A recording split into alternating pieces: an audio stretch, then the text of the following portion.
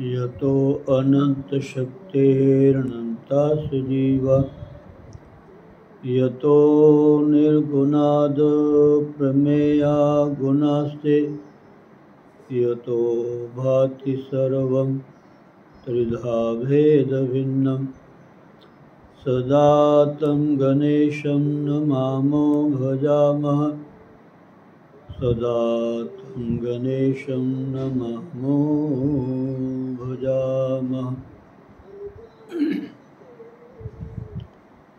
ॐ ब्रह्मानन्दं परमसुखदं केवलं ज्ञानमूर्तिं द्वन्द्वातीतं गगनसदृशं तत्त्वमस्यादिलक्ष्यम् एकं नित्यं विमलमचलं सर्वधी साक्षिभूतं भावातीतं त्रिगुणरहितं श्रीसद्गुरुं तं नमामि श्रीसद्गुरुं तं नमामि श्रीसद्गुरुं तं नमामि। शिष्याणां मोक्षदानाय लीलया देहधारिणे सदेहेऽपि विदेहाय तस्मै श्रीगुरुवे नमः। ॐ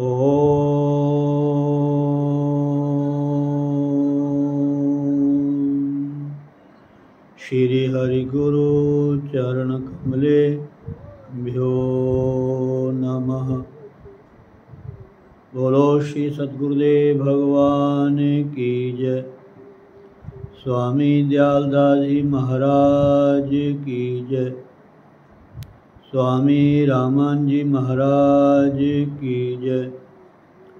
श्री श्री 1008 श्री स्वामी सोमेश्वर जी महाराज की जय। संत भक्तराम जी महाराज की जय। बोलो भाई सब संत भगवान की जय।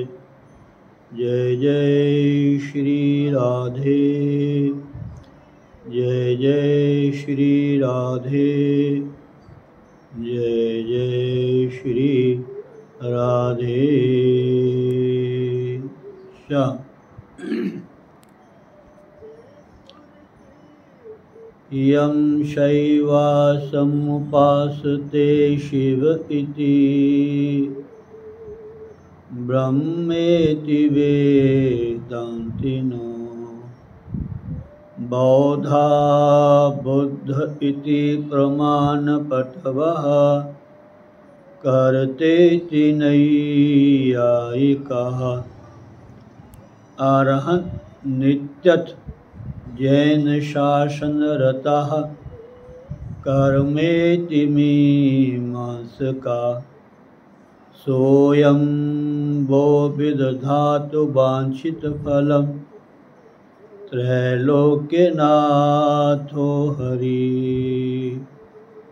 त्रैलोक्यनाथो हरि। यं ब्रह्मा वरुणेन्द्र रुद्रमरुतः स्तुण्वन्ति दिव्यैस्तवैः वेदैः साङ्गपदक्रमोपनिषदि गायन्ति यं सामगा ध्यानावस्थिततद्गतेन मनसा पश्यन्ति यं योगिनः यस्यान्तं न विदुः सुरासुरगणाः देवाय तस्मै नमः।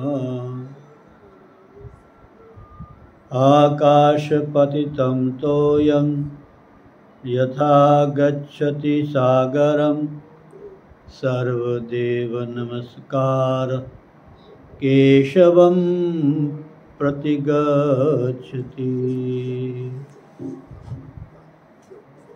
गणपति गिरिपति गोपति गिरिजा गौरी दिनेश ईश पंच मम दास के हरो सुपंच क्लेश।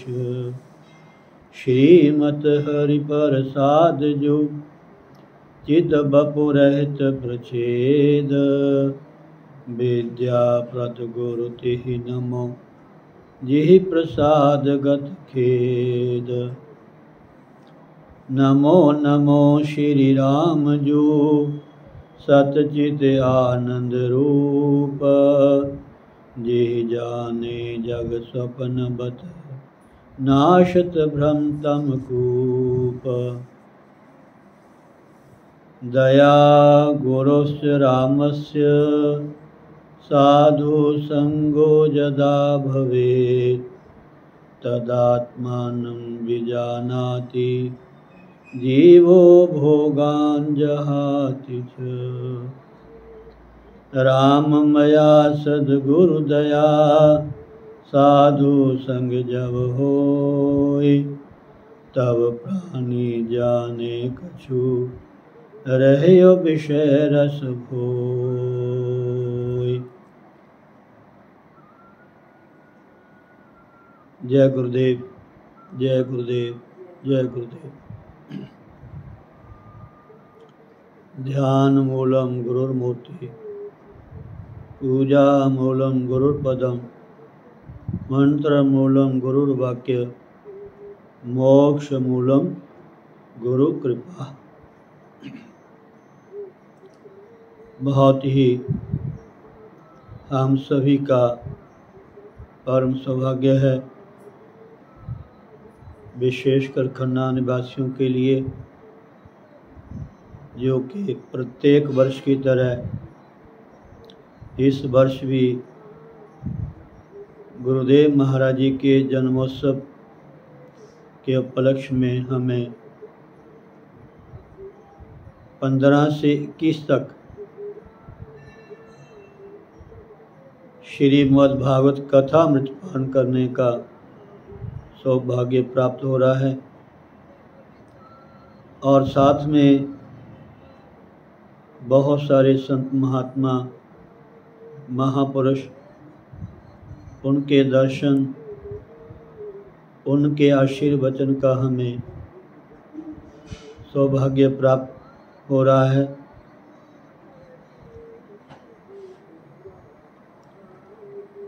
कथा और सत्संग का भी हम नित्य लाभ ले रहे। बिनु सत्संग न हरि कथा तेहि बिनु मोह न भाग। मोह गए बिनु राम पद होय न दृढ़ अनुराग।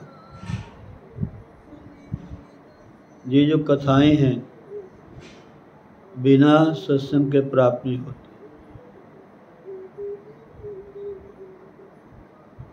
और कथा का बड़ा सुंदर छोटा सा अर्थ है। 2 शब्द हैं, क और था। क मैंने कौन, था मैंने था। प्रत्येक जीव मात्र की कथा हमें एक दिशा निर्देश देती है हमें स्मरण करवाती है कि हे जीव, तू क्या था, तू कौन था, और परमात्मा ने तुझे इस संसार में क्यों भेजा है, किस लिए भेजा है। क्या यही काम के लिए? आहार, निद्रा, भय, मैथुन। क्या ये चारों काम करने के लिए जीवन मिला है? खाना, सोना, डरना, संतानोत्पत्ति? नहीं। आहार, निद्रा, भय, मैथुन सामान्य में तो पशु भी नराना। वही ये तो चार चीज़ें पशुओं में भी देखी जाती हैं।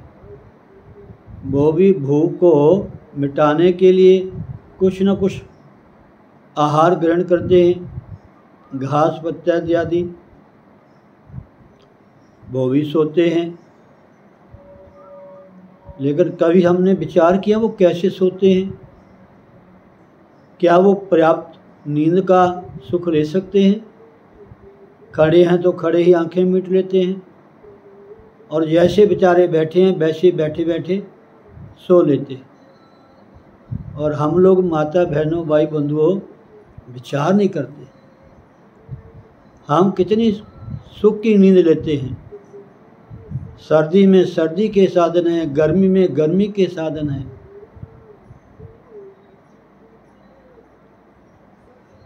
सुख है, दुख है, बीमारी है, कोई कष्ट है, कोई कमी है, हमें उसको मिटाने के लिए अनेकों साधन हैं। अनेकों हमारे परिवार के सदस्य हैं। ये बेचारे जो पशु पक्षी हैं, कैसे अपने जीवन को व्यतीत करते हैं। हम कभी विचार नहीं करते कि यह मनुष्य का जन्म क्यों मिला हमें। हम सोचते हैं बस घर में बच्चा होता है तो बहुत खुशी होती है, हम खूब थाली बजाते हैं, लड्डू बांटते हैं, लेकिन कभी ध्यान दिया बच्चा क्यों रोता है? बच्चा क्यों रोता है? हम नहीं ध्यान देते। भाई कई बार मैं कह चुका हूँ, माँ के गर्भ में जीव 9 महीने रहता है। क्या स्थिति होती है महाराज, ये शायद आपको स्मरण नहीं है। श्री मत्स्य महापुराण में बड़ा विस्तार से इस जीव की दशा का वर्णन किया गया है महाराज। गंदगी होती है। जहाँ तक तो महापुरुषों ने लिखा है कि जैसे एक कुम्हार का आवा होता है जिसमें घड़े पकाए जाते हैं, ऐसी तपश सहन करनी पड़ती है। इतनी गंदगी होती है हमारा उसमें। जो माँ खाती है वही आहार उसको मिलता है। बहुत मुश्किल होती है। और गर्भ से बाहर आने के बाद भी जब तक वो अपने अंगों को हिलाने डुलाने में, बैठने उठने में, करवट लेने में समर्थ नहीं होता, तो कितनी मच्छर मक्खियाँ उसको तंग करती हैं। लैट्रिन बाथरूम बीच में करता है हमारा। किसी ने साफ कर दिया तो कर दिया, नहीं तो। लेकिन आजकल के तो महाराज मॉडर्न ज़माना है, देख के मन को बहुत ही एक विचार उत्पन्न होता है। लोग कहते हैं फास्ट लाइफ है, आधुनिक साधन है। नहीं नहीं, ये केवल देखने में, प्रयोग में लाने में अच्छे लगते हैं। इनका परिणाम क्या होता है ये हम कभी नहीं सोचते। इसलिए प्लीज़ इस मनुष्य जीवन की हमें कदर करनी चाहिए।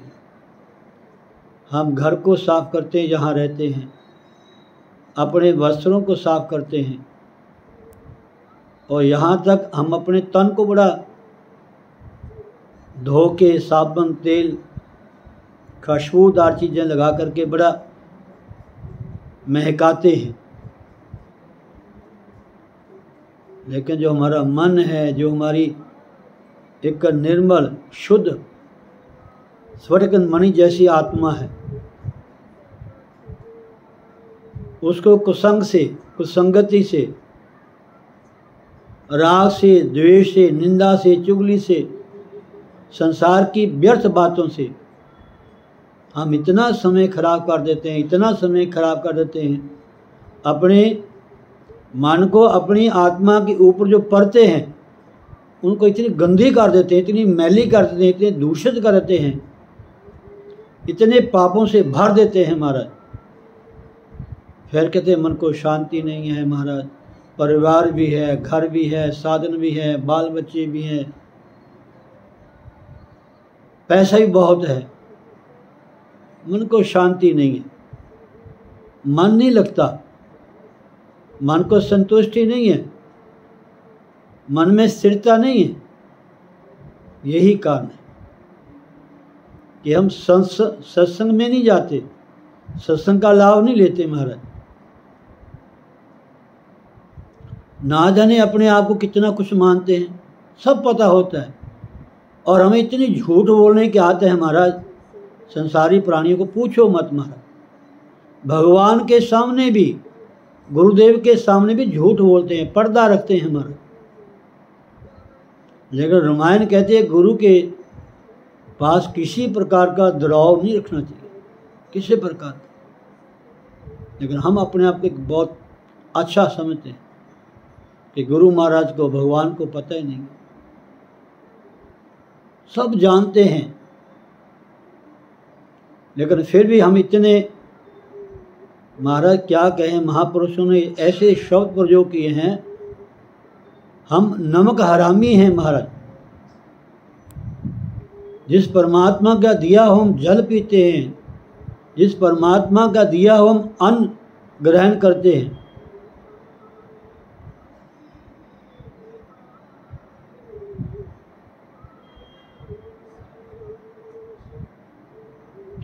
हम किसी व्यक्ति को ज़्यादा महत्व देते हैं, कोई भी चाहे। नहीं नहीं नहीं नहीं,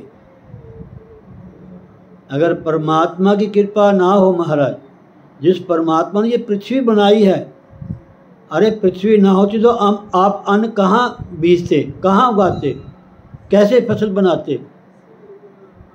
अगर जल ना होता, बारिश ना होती, ये सुविधाएं ना होती, कैसे अन्न आप तैयार करते? और गुरबानी में बड़ा सुंदर महाराज लिखा हुआ है। श्री गुरु ग्रंथ साहब एक ऐसा ग्रंथ है महाराज, मैं बार बार कहता हूँ, जहाँ कहीं भी गुरु ग्रंथ साहब की पाल की सवारी आपको दर्शन हो, आते जाते मिले, बार बार रिपीट करता हूँ मैं। आप गाड़ी पे हो, आप स्कूटर पे हो, आप मोटरसाइकिल पे हो, आप साइकिल पे हो, आप पैदल जाते हो, प्लीज़ जूता जोड़ा उतार के, हाथ जोड़ के, झुक करके प्रणाम करना चाहिए। ये गुरुओं की वाणी है, ये वेदों की वाणी है, ये पुराणों की वाणी है, ये उपनिषदों की वाणी है, ये महापुरुषों की वाणी है। उन महापुरुषों की वाणी है जिन महापुरुषों ने साक्षात परमात्मा को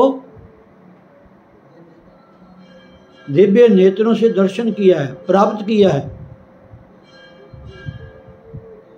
यहाँ कहीं भी हो, इसमें श्री रामायण भी हैं, गीता जी भी हैं, भागवत भी हैं, पुराण भी हैं, इतिहास भी हैं, हर भाषा का आपको ज्ञान मिलेगा इसमें। ये हमारे गुरुओं की बड़ी कृपा है, अपार कृपा है। जहाँ कहीं भी आपको दर्शन हो, प्लीज़ थोड़ा समय रुक करके प्रणाम करें। कहीं मंदिर है, कहीं देवालय है, यहाँ तक लिखा है कोई भी संत महापुरुष अगर आपको दिखाई दे मानी मन को प्रणाम करे, ऐसा लिखा है। कहीं रास्ते में गौ माता मिले, आपको गौ माता को प्रणाम करना चाहिए।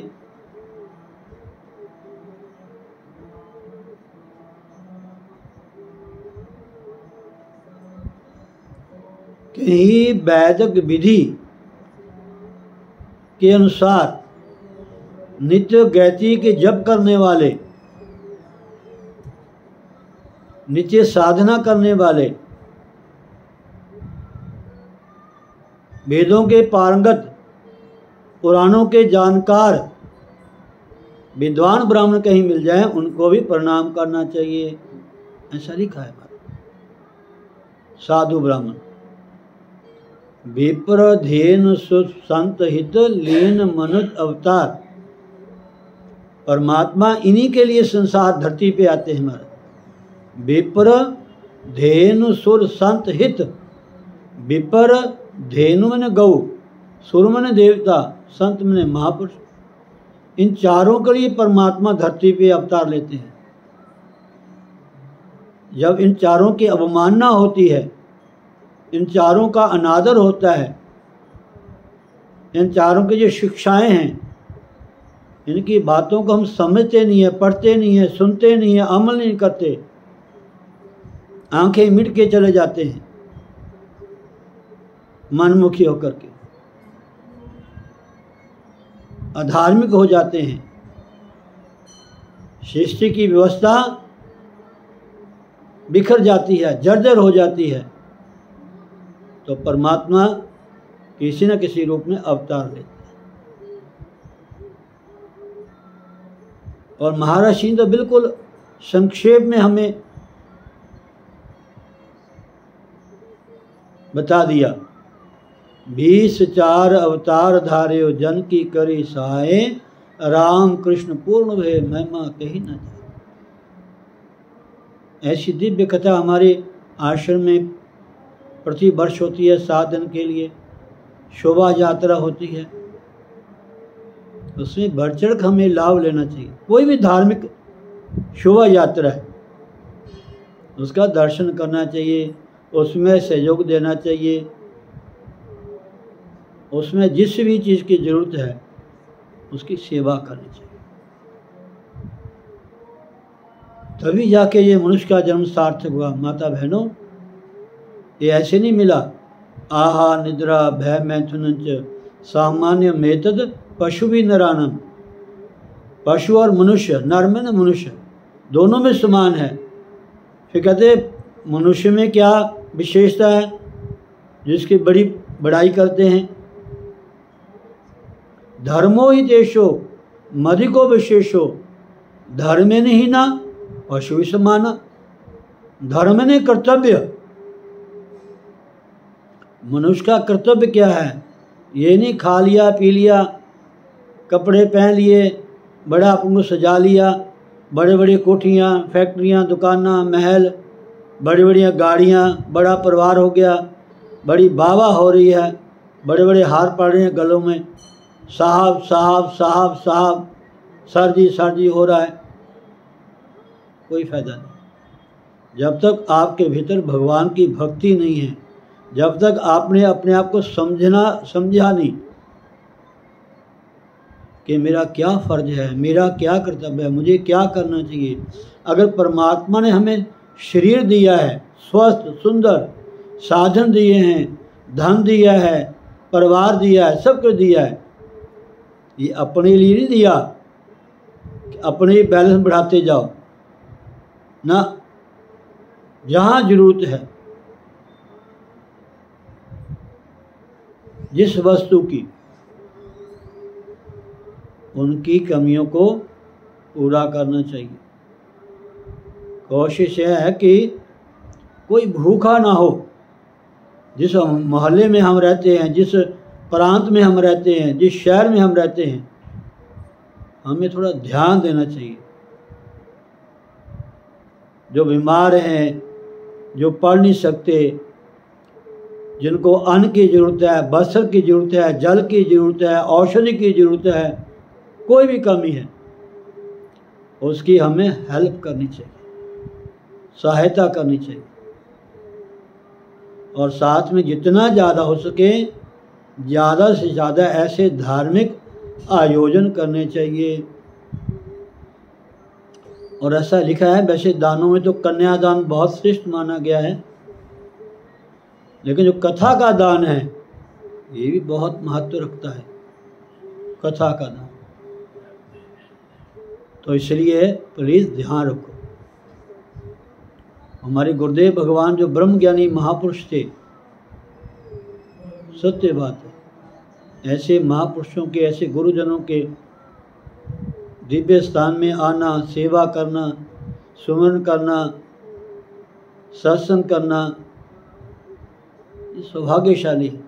मैं देखता माता बहनें आती हैं, गप्पे मारती चली जाती हैं। ये नहीं थोड़ा सेवा कर लें, बैठ के थोड़ा नाम जप लें, ना ना, कि इन्होंने ऐसे कर्म नहीं किए।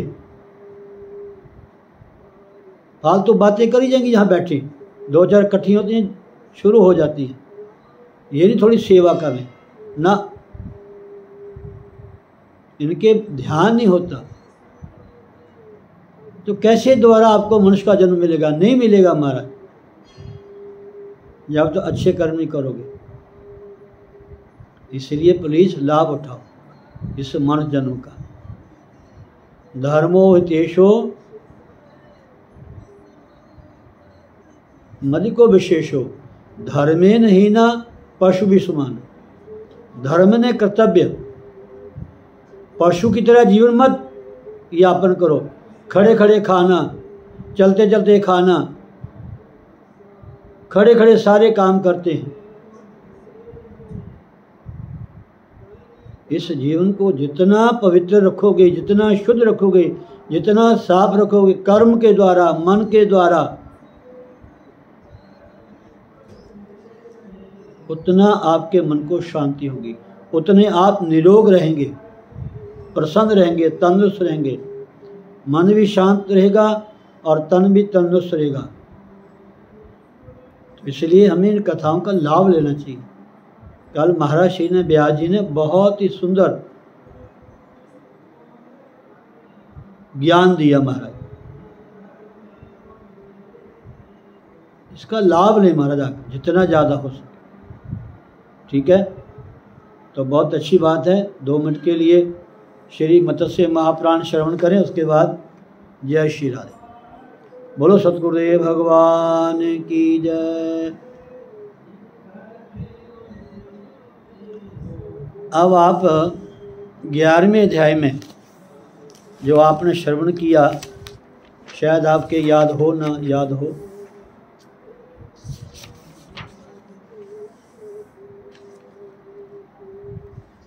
सूर्यवंश का वर्णन चल रहा था और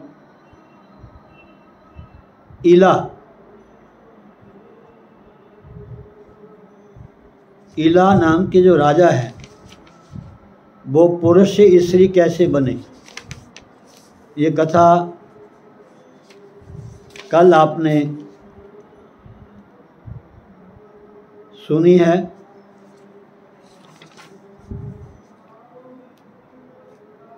उसी कथा को इस 12वें अध्याय में आगे बढ़ा रहे हैं। सूत जी ऋषि मुनियों को सुना रहे हैं महाराज। इला का वृत्तांत और इक्ष्वाकु वंश का वर्णन।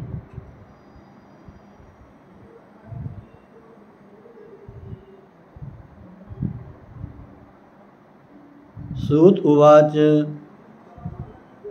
अथान विशंतो राजानं भ्रातृस्तस्य मानवः इक्ष्वाकु प्रमुखा यज्ञमुस्तदा शर्वनान्तिकम्। सूत जी कहते कि हे ऋषि मुनियों, बहुत दिनों तक राजा इल के राजधानी ना लौटने पर सशंकित होकर, उस राजा का नाम इल था, लेकिन जहाँ भगवान शिव और पार्वती विहार करते थे, अनजाने से वहाँ प्रवेश कर गए। ऐसा लिखा है, वहाँ जिसने प्रवेश किया है, चाहे वो घोड़ा था वो घोड़ी बन गए, हाथी थे हथनी बन गए, पुरुष थे स्त्री बन गए, तो जो राजा इल था वो इला बन गए। हे ऋषियों, बहुत दिनों तक राजा इल के राजधानी ना लौटने पर सशंकित होकर उनके छोटे भाई मनु, पुत्र इक्ष्वाकु आदि राजा इल अर्थात सुद्युमन, ये भी एक नाम था इनका, उनका अन्वेषण करते हुए, उनको ढूंढते हुए उसी शरवन के निकट जा पहुँचे। शरवन नाम के वन था, स्थान था। वहाँ उन सभी ने मार्ग के अग्रभाग में खड़ी हुई एक अनुपम घोड़ी को देखा। तो था तो घोड़ा राजा का, वो इल राजा का, लेकिन वो घोड़ी बन गया। घोड़ी को देखा जिसका शरीर रत्न निर्मित जीन की किरणों से उद्युक्त हो रहा था। तत्पश्चात जीन को पहचान कर, जो घोड़े के ऊपर लगाया जाता है ना, जीन होती है, पहचान कर वे सभी बंधु आश्चर्यचकित हो गए और परस्पर कहने लगे, अरे यह तो हमारे भाई महात्मा राजा इल का चंद्रप्रभ नामक घोड़ा है। ये किस कारण यह सुंदर घोड़ी के रूप में परिणत हो गया। तब वे सभी लौटकर अपने कुल पुरोहित महर्षि वशिष्ठ के पास जाकर पूछने लगे। उन्होंने कहा कि हे योग वेताओं में श्रेष्ठ महर्षि, ऐसी आश्चर्यजनक घटना क्यों घटित हुई, इसका रहस्य हमें बतलाइए। तब महर्षि वशिष्ठ ध्यान दृष्टि द्वारा सारा वृत्तांत जानकर इक्ष्वाकु आदि से बोले कि हे राजपुत्रों, पूर्व काल में शंभु पत्नी उमा ने इस शरवन के विषय में ऐसा समय अर्थात शर्त निर्धारित कर रखा है कि जो पुरुष इस शरवन में प्रवेश करेगा वह स्त्री रूप में परिवर्तित हो जाएगा। इसी कारण राजा इल के साथ ही साथ यह घोड़ा भी अस्तित्व को प्राप्त हो गया, अर्थात घोड़ा घोड़ी बन गया। जितने पुरुष थे वो स्त्री के रूप में बदल गए। अब जिस प्रकार राजा इल कुबेर की भांति पुनः पुरुषत्व को प्राप्त कर सके, तुम लोगों को पिनाकधारी शंकर की आराधना करके वैसा ही प्रयत्न करना चाहिए। बोलो सतगुरुदेव भगवान की जय। श्री कृष्ण गोविंद हरे मुरारे, हे नाथ नारायण वासुदेव, गोविंद मेरी यही प्रार्थना है। बोलो ना मैं प्रभु नाम तिहारा, निष्काम हो के दिन रात गाऊं। गोविंद दामोदर माधवेति, हे कृष्ण हे जादव हे सखेति, हे कृष्ण हे जादव हे सखेति। तो सूर्य कहते कि हे ऋषि मुनियों,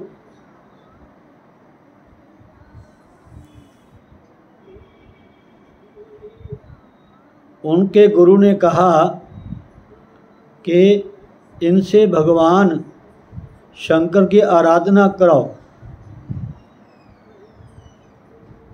सूर्य कहते हैं कि हे ऋषि मुनियों, महर्षि वशिष्ठ की आज्ञा पाकर वे सभी मनुपुत्र वहाँ गए जहाँ देवादिदेव महेश्वर विराजमान थे। वहाँ उन्होंने विभिन्न स्तोत्रों द्वारा पार्वती और परमेश्वर जी का स्तवन किया। उस स्तवन से प्रसन्न होकर पार्वती और परमेश्वर जी ने कहा कि राजकुमारों, यद्यपि मेरे इस नियम अर्थात शर्त का उल्लंघन नहीं किया जा सकता, तथापि इस समय उसके निवारण के लिए मैं एक उपाय बतला रहा हूँ। यदि इक्ष्वाकु द्वारा किए गए अश्वमेध यज्ञ का जो कुछ फल हो वह सारा का सारा हम दोनों को समर्पित कर दिया जाए तो राजा इल जो है निस्संदेह किम पुरुष अर्थात किन्नर हो जाएंगे। यह सुनकर बहुत अच्छा ऐसा ही होगा। यूँ कहकर वैवस्वत मनु के वे सभी पुत्र राजधानी को लौट आए। घर आकर इक्ष्वाकु ने अश्वमेध यज्ञ का अनुष्ठान किया और उसका पुण्य फल पार्वती परमेश्वर को अर्पित कर दिया, जिसके परिणाम स्वरूप इल किम पुरुष हो गए। वहाँ वे वीरवर एक महीने पुरुष रूप में रहकर पुनः एक महीना स्त्री हो जाते थे। बुद्ध के भवन में स्त्री रूप से रहते समय इल ने गर्भ धारण कर लिया, जो स्त्री बने हुए थे। उस गर्भ से अनेक गुणों से संपन्न एक पुत्र उत्पन्न हुआ। उस पुत्र को उत्पन्न कर बुद्ध भूलोक से पुनः स्वर्गलोक चले गए। हे राजन, तभी से इल के नाम पर इस वर्ष का नाम इलाव्रत पड़ गया। इस प्रकार चंद्र वंश और सूर्य वंश के आदि में सर्वप्रथम मनुनंदन इल ही राजा हुए थे। हे तपोधन ऋषियों, जैसे इल की पुरुष अवस्था में उत्पन्न हुए राजा पुरुरवा चंद्र वंश की वृद्धि को करने वाले थे, वैसे ही महाराज इक्ष्वाकु सूर्य वंश के विस्तारक कहे गए हैं। हे ऋषि मुनियों, किम पुरुष योनि में रहते समय इल अर्थात सुद्युम्न नाम से कहे जाते थे। उन सुद्युम्न के पुनः उत्कल गए और पराक्रमी हरिताश्व नामक 3 अपराजय पुत्र उत्पन्न हुए थे। इल ने अपने इन चारों पुत्रों में से उत्कल अर्थात उड़ीसा, गय को गया प्रदेश और हरिताश्व को कुरु प्रदेश की सीमावर्ती पूर्व दिशा का प्रदेश समर्पित किया। तत्पश्चात ज्येष्ठ पुत्र पुरुरवा का प्रतिष्ठानपुर में अभिषेक करके वे स्वयं दिव्य फलाहार का उपभोग करने के लिए एलावृत वर्ष में चले गए। हे ऋषि मुनियों, प्रद्युम्न के बाद मनु के ज्येष्ठ पुत्र इक्ष्वाकु मध्य देश के अधिकारी हुए।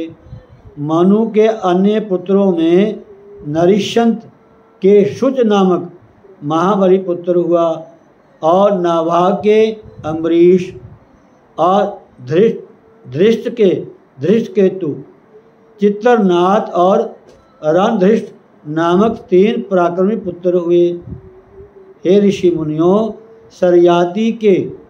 सरयाती के अनर्थ नामक एक पुत्र तथा सुकन्या नामनी एक पुत्री हुई।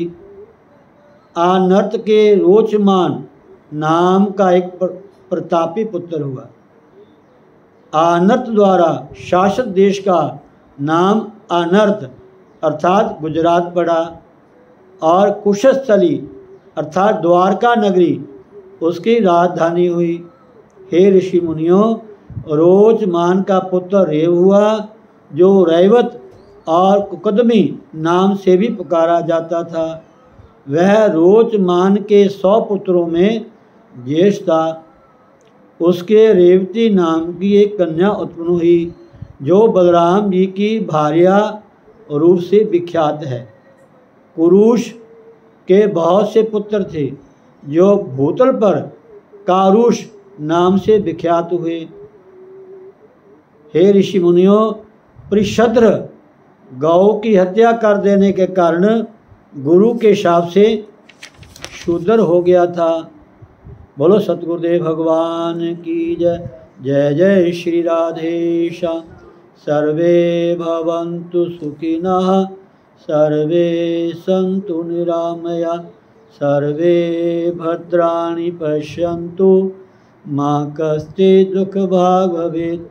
ॐ पूर्णमदः पूर्णमिदं पूर्णात् पूर्णमुदच्यते पूर्णस्य पूर्णमादाय पूर्णमेवावशिष्यते। ॐ शान्तिः शान्तिः शान्तिः। ॐ